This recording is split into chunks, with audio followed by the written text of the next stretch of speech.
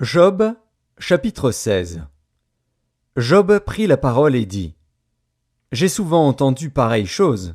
Vous êtes tous des consolateurs fâcheux. Quand finiront ces discours en l'air? Pourquoi cette irritation dans tes réponses? Moi aussi, je pourrais parler comme vous, si vous étiez à ma place.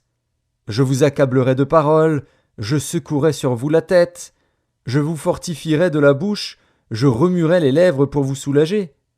Si je parle, mes souffrances ne seront point calmées. Si je me tais, en quoi seront-elles moindres? Maintenant, hélas, il m'a épuisé. Tu as ravagé toute ma maison. Tu m'as saisi pour témoigner contre moi. Ma maigreur se lève et m'accuse en face. Il me déchire et me poursuit dans sa fureur. Il grince des dents contre moi. Il m'attaque et me perce de son regard. Ils ouvrent la bouche pour me dévorer. Ils m'insultent et me frappent les joues.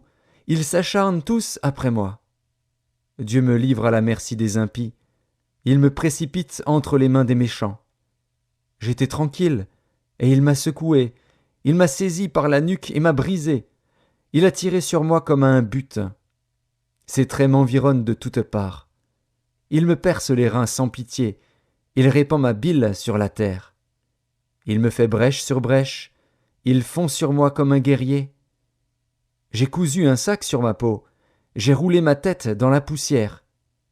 Les pleurs ont altéré mon visage. L'ombre de la mort est sur mes paupières. Je n'ai pourtant commis aucune violence, et ma prière fut toujours pure. Ô terre, ne couvre point mon sang, et que mes cris prennent librement leur essor. Déjà maintenant, mon témoin est dans le ciel, mon témoin est dans les lieux élevés. Mes amis se jouent de moi. C'est Dieu que j'implore avec larmes.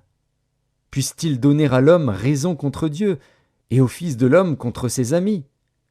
Car le nombre de mes années touche à son terme, et je m'en irai par un sentier d'où je ne reviendrai pas.